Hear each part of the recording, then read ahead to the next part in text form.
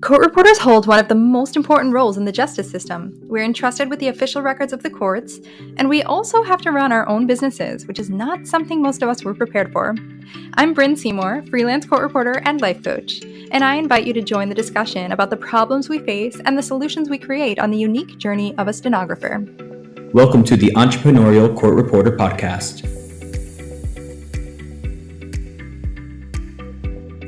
Today I'm here with my mentor, Joshua Edwards. Joshua is a registered professional reporter, registered diplomat reporter, registered merit reporter. So that's RPR, RMR, RDR. He's also a certified real-time captioner and certified real-time reporter, CRC and CRR. Wow. He has like every single NCRI certification, so I call him a master certified court reporter. He is the co-owner of Steno Captions LLC, the owner of JB Reporting Inc., the past president of the New York State Court Reporters Association from 2019 to 21, and he's now a full-time CART captioner, where he works in accessibility, providing high-quality stenographic captioning for all types of events, such as college classes, board meetings, Broadway plays, and lectures, as well as captioning the American Theater Wing's Tony Awards 4 years in a row. Joshua is the founding member of Steno Masters, the first online public speaking club for stenographic court reporters, captioners, and students. Also, I want to throw in a fun fact about Joshua. While he was in school, he was so dedicated to building his dictionary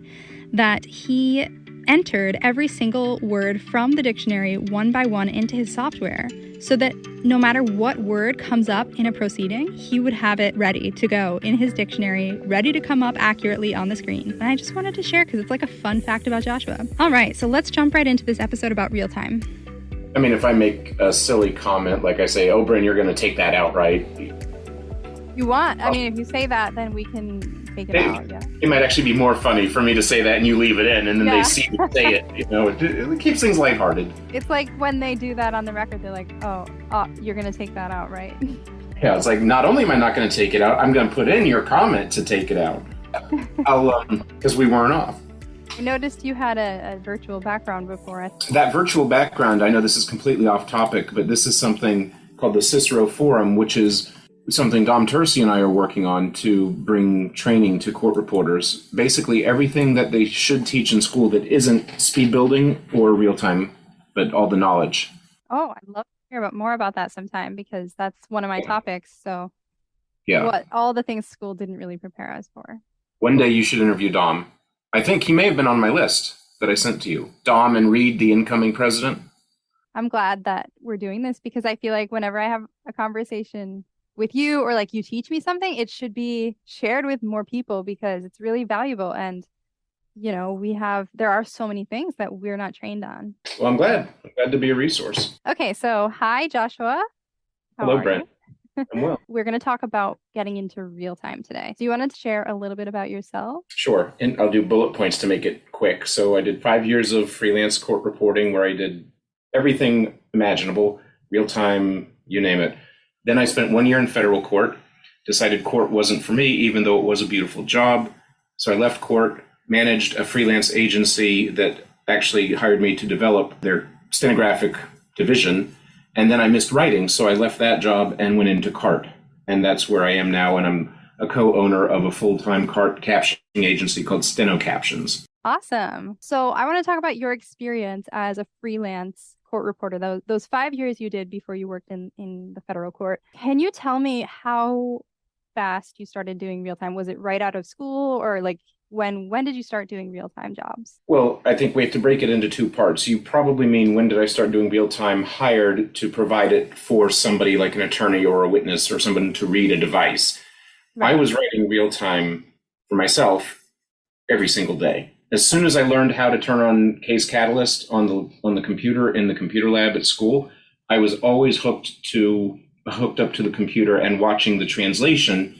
And every time we would take dictation in class at every speed level, I would always go back and I would define everything in my dictionary. So I was writing real time, I think, from the double digit speeds.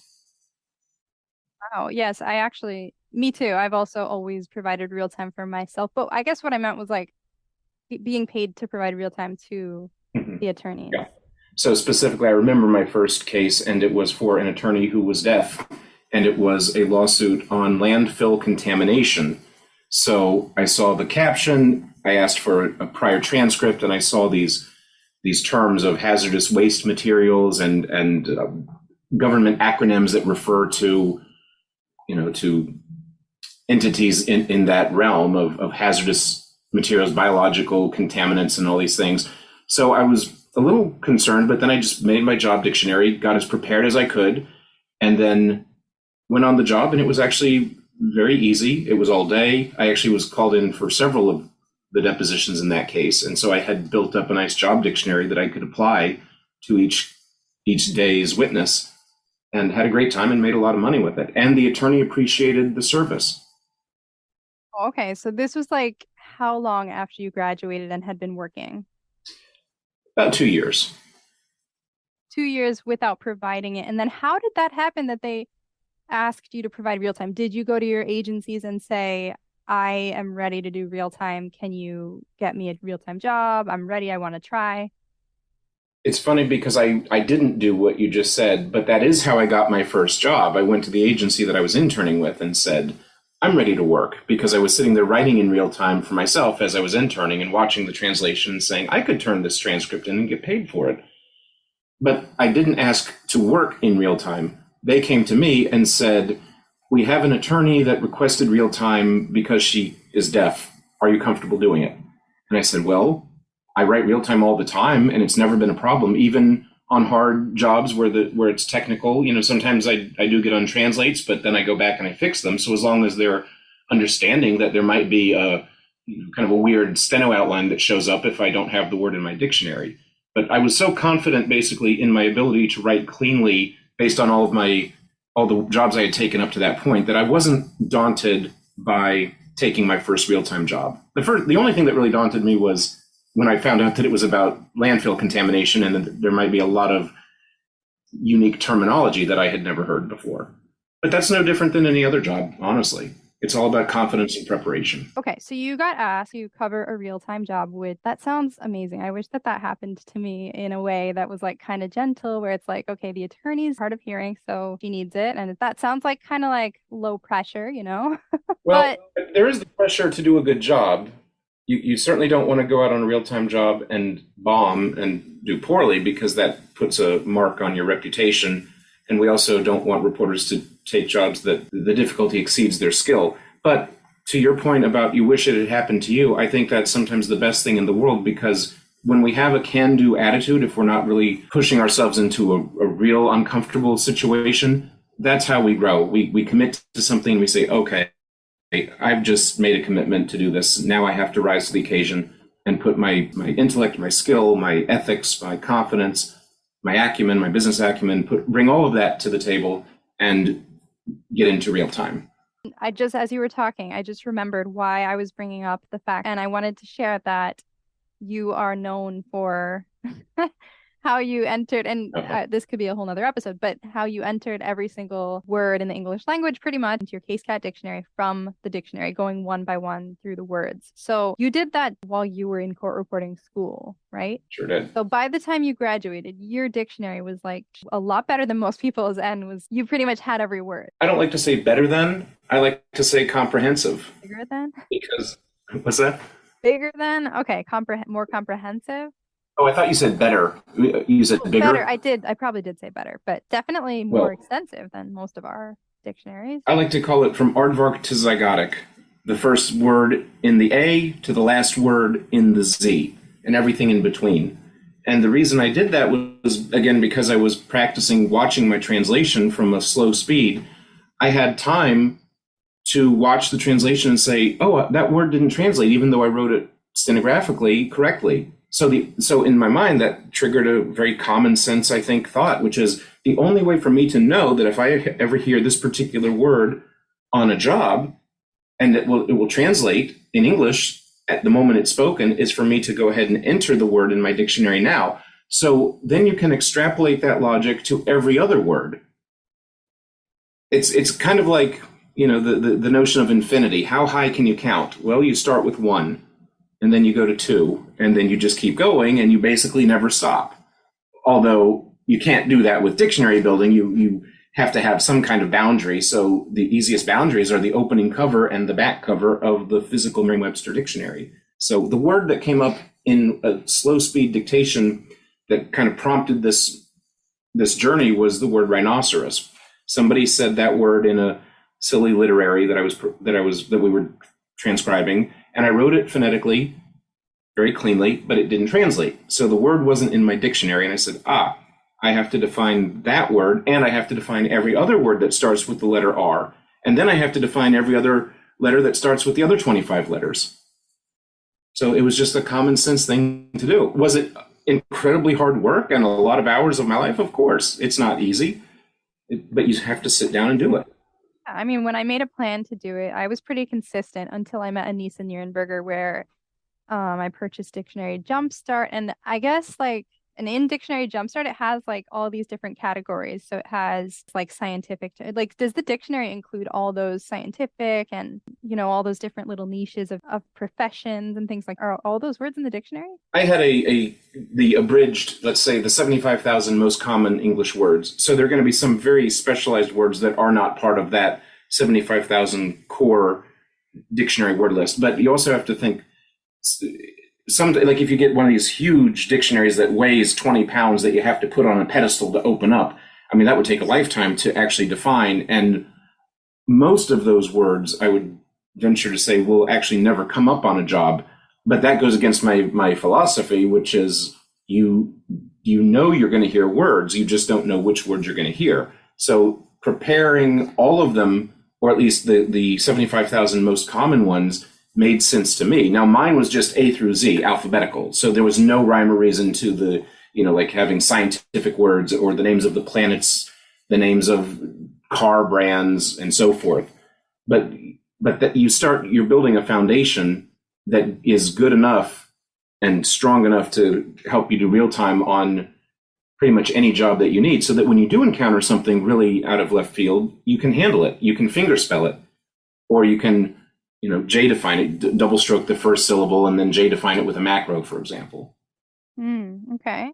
So let's say that someone calls me up today and says, I have a real-time job for you tomorrow. Do you want it? And I want it because I want to jump in and try. But what would you tell me I need to do to get ready? Like, okay, of course, it might not be realistic for me to take a job tomorrow. But how can I and all the other court reporters who want to start doing real time, like if we were to get offered a job, like what do we do to prepare as soon as possible? So you start you can't enter now. the whole dictionary. Yeah, you don't have to enter the whole dictionary. That's a lot to do. So you don't want to wait too long, but you also don't want to jump in tomorrow. Tomorrow would be too soon, because in addition to the actual skill of writing and translating the words, you need to know how to use the technology.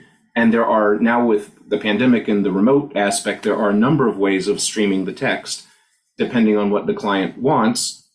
They say, we want subtitles in Zoom. That's really more of a captioning thing than a legal deposition thing, but okay, I can do that. I want stream text where I open a separate URL browser. Okay, fine. Or I want live note. Well, you need to be a CLR, certified live note reporter. Or I want bridge or streamcast, or what's the other one? CaseViewNet, which is Stenograph's product. So there are these different products that stream the text. So I would say it wouldn't be prudent to say, yes, I'll take my first job tomorrow. But if they say to you, hey, in 2 weeks or at the end of the month, and that's 2 or 3 weeks away, we have a real-time job that we'd like to put you on, you have enough time to do enough preparation work to be ready to take that job if you're a clean, confident writer to begin with. You would want to ask for as much information about the case as possible, the caption and the appearances, which you normally get anyway. And then you want to approach it scientifically. And tell me if I'm going into too much of the weeds here. Wait, so you ask for the caption, appearances, and a past transcript. Past transcript, and actually, ironically, the transcript itself is not so important as the word list, because you're not going to read the transcript. I've never read. Who's going to have a word list to send you? Well, the agency that has the transcript can press a button and create a word list and email you the word list. And then you just spend 10, 15 minutes going through the word list. It's called a concordance index, or all word index. Sometimes they call it AWI, all word index. So this is if they had a to interrupt, but this is if they had a prior case. How often is it with a prior transcript? Usually they do. Yeah, Oh, that's great. unless you're coming in on the very first witness of the very first deposition in the case, which is, the litigation would be in its very early stages. And then, would they want real time for the first witness? Because normally if they're ordering real time, generally speaking, it's a bigger case. That's not a hard rule, of course, but I've never not had a prior transcript to work off of.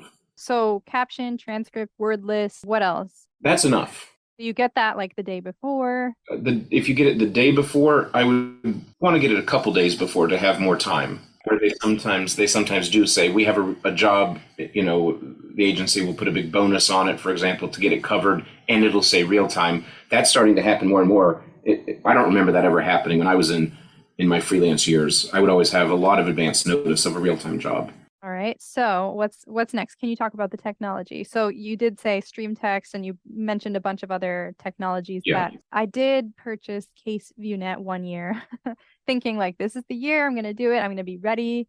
I purchased it and kind of like learned how to use it, but I guess it's important to test it out with someone before you actually. I don't know. I had a lot of anxiety about like just going and using it. And also I didn't get even asked to do a real-time job. So you were at a point where you could have asked an agency, I'm ready to do real time. I have the technology. Because you asked me that question earlier. When you're a new reporter, you probably don't want to approach them and say, I'm a new ambitious reporter and I want to take only real time work, because they first of all have some really seasoned reporters, most likely, that are their go-to real time reporters.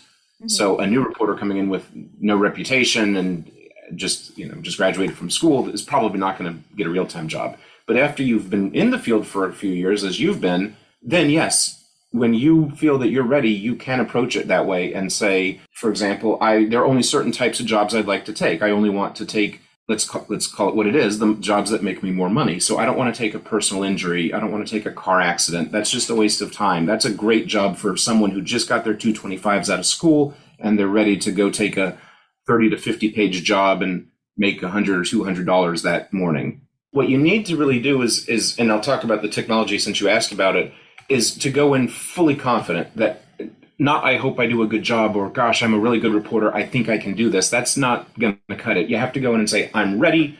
This is my field. I know what I'm doing. I'm ready for this. And the way you do that, in addition to the dictionary work and all of the job prep stuff we talked about, is to know exactly how you're going to stream the real time. So I'll give you one scenario, which is a very common scenario, even though, like I said, there are several others. And that is the plain vanilla real time job is one person wants it and you bring them an extra, could be a laptop. Nowadays, it's an iPad because they're lighter and easier to carry and they just kind of look nicer and more modern on the table. So there are a couple of things that you have to think through. And before you even facilitate the actual connection, is there a plug in the middle of the table? If there's not a plug in the middle of the table, then you're going to have to plug the iPad in to a wall outlet. And you know that those little cables that come with the Apple devices are only about, not even a foot long. So you need either to have bought your own USB iPad extension cord, like a long cord, or have an extension cord in your bag so that you can plug it in. Then how's it going to stand on the table? Is it going to stand upright or is it going to turn like this? So you need to have little metal brackets or stands that you can put the iPad on so that it stands up. So you have to think through these things. Also, you want to have it charged the night before. Mm-hmm. I've learned the hard way that if I leave an iPad turned on, connected to Wi-Fi, it might be at 100% the night before, and then the battery is down, dead at 0% the next morning because it was on all night and the Wi-Fi drained the battery. So then I went into the real-time job and plugged it in. It kind of, sometimes it takes 5 to 10 minutes before it comes on and says I have enough charge to actually function. So then I plugged it in and we started the job. And fortunately, it slowly filled up with battery as the day went on. So it ended the day fully charged because it was plugged in all day. So battery management of all of our devices, the laptop that we're using, our steno machine, the iPad, and then so how to facilitate the connection, you just use a router. You could connect to the internet, but there's really no reason to be on the internet if you're not streaming the text to somebody in a remote location. So you just create a local area network with a little router, which is smaller than a cell phone. You can get one for $30, $40 maybe on Amazon. Is that like a And hotspot? it's not a hotspot because that's a phone. What it creates is a small internet within the room, meaning, I'm in one state, an attorney is in another state or another country or on another continent, but they can read the text. And that's a wide network. So that's basically the internet. I was distinguishing using a router versus connecting to the internet. You don't need to connect to the internet if you're only providing real time within the room. So when I do CART in a college class, very typically what I do is I bring an iPad, I turn on my router, and I connect my laptop with my CAT software, and the iPad both connect to the router. So the router streams the signal, the text from my laptop to the iPad. If you're doing remote real time, now we're talking about using the internet. In that case, you don't need to buy 10 iPads. Well, I mean, I don't think you need to buy 10 iPads. Hey, I would love for you to need to buy 10 iPads because that means you're going to get to bill a page rate for each of those devices. If you're doing on-site work, you don't obviously need an iPad if you're doing remote work. Let's go to the rates now. Why should we want to do real time? How much more money? It's going to open up a new stratosphere of income potential. But even before that, pursuing the real time makes you a cleaner writer, which reduces your editing time when you're off the job. So if you think, the fewer untranslates you have, the less time you have to spend stopping and fixing the transcript as you're editing. So that is reducing your cycle time. If you think about a conveyor belt where they make cars, the faster the line can move and the parts can get assembled, the more cars you can produce, and then the more profit because you can have more sales. So it's the same with how long does it take you on average to produce one page of a transcript? Some pages you get are freebies because they're just really fast Q&A with no mistakes, and other pages are really, really arduous because it's a big, long question or long answer from the witness. And if they're going fast and you're making a lot of mistakes, that takes a lot more time to go back and fix. So the cleaner the real time, the more money you make. Then if you're paid to stream the real time to participants, you get paid your page rate plus a surcharge per page per device. And what is that? What is that price?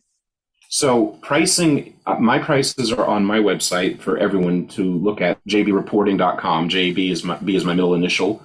So I have a tab for rates. So for a regular transcript, $4 a page. For real time, an additional $3 a page per device. So if I had both, let's pretend both attorneys, the questioning attorney and the opposing attorney, both use real time, I'm going to charge the 4 plus 3 to the attorney that hired me. So that's 7. And then I'm going to charge 3 to the other side. So functionally, my page rate is $10 a page, but that's not even taking into account an expedited rate if they want the transcript daily, meaning the next morning, or expedited but not so fast, meaning usually within 2 to 3 business days. So my rates go up, of course, based on if they want the transcript faster. So now we're talking $10 a page, and that was just with 2 attorneys both using real time with no expedited order. Add that factor and imagine, like you said, 10 iPads. Think about the multiplication factor that would do to your page rate. You can be making $20, $30 a page. And if you write 100 pages, you do the math, you figure out what that is. If you make 200 pages, the number you just had in your mind is now double. And if you have a really long day and you write 300 pages, or God forbid, even more than that, you are making 5 digits on that job. 20 or 30 per page, you said? $20 or $30 per page. And that's without an expedite. If they order expedite, the 4 goes up higher. The way I got up into the $20, $30 range was by using your example of if you were to buy 10 iPads, which would, if an iPad costs $600, that would cost you $6,000 to buy 10 iPads. Well, that's a lot of money, obviously. But if you're making $20 to $30 a page, and you write 200 to 300 pages, 100 pages at $20 a page would be $2,000. 200 pages would be $4,000, and so forth. And if you get several jobs like that throughout the year, you can see that you could have the iPads paid off in 1 or 2 of those jobs, and then you have your army of iPads to use for future real-time work. Now, not every real-time job has that many real-time devices. Sometimes it's just, like I called it, the plain vanilla, 1 or maybe 2 iPads. Or if you're working remotely, you don't need iPads at all. Right. And so you said that you charge $3 extra per device. But what if you don't provide any devices, but you still do provide real time to all parties that order the transcript, like, That's a remotely? good point. The iPad, the device itself is not really the item that they're paying for. What they're paying for is the skill that I'm using to translate the text. So it doesn't matter if I'm remote. They're still getting all of my training, all of that dictionary building, all of the rhinoceros example and the aardvark zygotic. I'm bringing all of that. That's the foundation I was talking about earlier. That's what they're paying for when they pay for real time. If they're in a Right. room with me, sitting in the room, an iPad is just kind of it's just a screen to display my skill. That's Okay. all it is. It's like think of the famous painting Mona Lisa, by Da Vinci. It's it's on a canvas. Canvas is cheap. It's next to, well, I won't say worthless, but it's not expensive. It's just a piece of fabric. The painting itself is priceless beyond imagination because of how famous it is, but the piece of paper that it's on is just the medium, just the backdrop on which the skill is displayed. Okay. So the real time itself is just for each client, $3 extra per page. Yeah. And And then then go yeah, ahead. let me just add one quirk so the audience understands. Sometimes you have multiple attorneys from the same law firm. And in that situation, it is a little different because we typically bill, and some agencies handle it differently, but one party rather than per device. So if you have three attorneys using real time, but they're all from the plaintiff's firm, then you might bill the plaintiff's firm one real time fee, and then you might do something like a rental fee if you are using iPads. If you are on site, you might charge a flat rate of $100, let's say, per additional device to that law firm. Got it. So when I said 10 iPads, let's pretend 10 separate law firms all representing 10 separate parties, one plaintiff maybe and 9 defendants. And they're all represented by different parties, by different law firms. They would each get their own individual real-time fee. Got it. Okay. So now my next question is, because I'm doing some market research here. So how much Good do for you. you charge for an expedite? So let's break it down. When you have an expedite, it could be like the standard turnaround time is 10 business days in most cases. Right. So if you have an expedite, they might want it 5 days, 1 day. I mean, of course, there are different levels. It always makes me laugh because agencies sometimes have a drop down box and they say, when do they want this transcript? And they will have numbers 1 through 10. And I'm like, what, 9 days versus 8? Like, does that really make a difference? So I guess at some point in the past, it existed because their drop down menus exist. So I make it simple. My regular delivery, and I'm looking at my website, so within 10 business days is $4 a page. And then I have 2 premium categories, just to call them that. Expedited is within 3 business days, and my 4 goes up to 6. Daily, meaning early the next morning, that's the most expensive.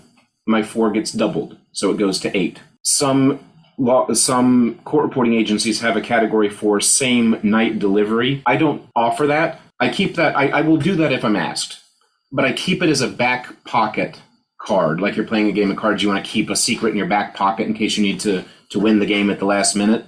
So the reason I do that is I don't really want to put myself under that kind of pressure.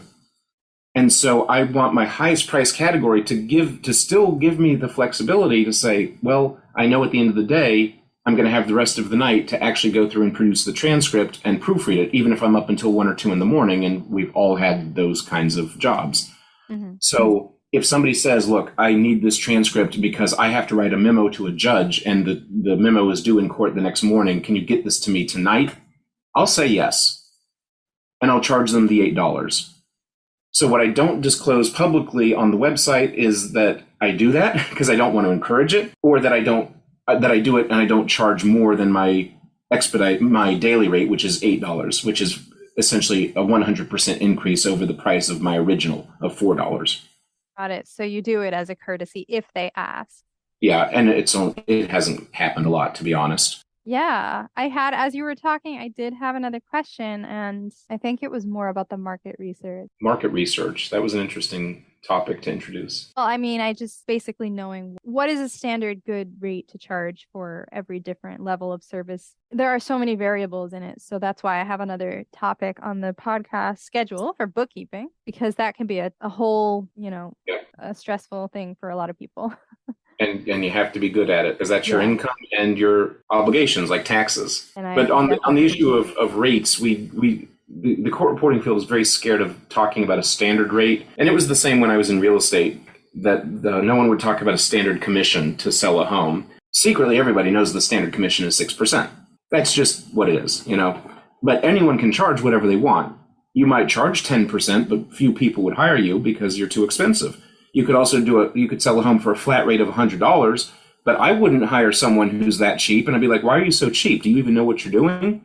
So in court reporting, we don't want to talk about a standard rate, and we don't want to say don't work for less than this number, because that could be an antitrust issue where the federal government could look at us and say you're conspiring to set the price at a certain level, and that's illegal. So what I like to say is my rates are on my website. Everyone can see them. And that way, when somebody asks me what is my rate or what is the going rate, I say there's no going rate, but my rates are what we just talked about, and that's what's on the website. And if I ever needed to adjust my website, I would do that, and then the new rates would be there for everyone to see. But what I can also do is steer new reporters and students in school to my website so I can show them this is what I charge. Now, I'm very experienced and I have a lot of certifications, so a student right out of school probably wouldn't command those rates, but they could try. And I would love for them to try, but they have to be good. They have to be excellent at the job and be able to turn around. The most important thing is that we live up to our ethic of accuracy, impartiality, and the core tenets of court reporting, which is preserving the truth of the record, what was said, and certifying it. Thank you so much, Joshua. Thank you. Any last words for this topic? It's been a pleasure. I appreciate you putting this together. To all the podcast listeners, this podcast is growing, and I want to offer you an amazing opportunity to be a part of the team. Managing a podcast is kind of like freelance court reporting. There are a lot of small pieces to manage, and if you know me, you know I'm all about delegation and working together. Because you know what they say, if you want to go fast, go alone, but if you want to go far, go together.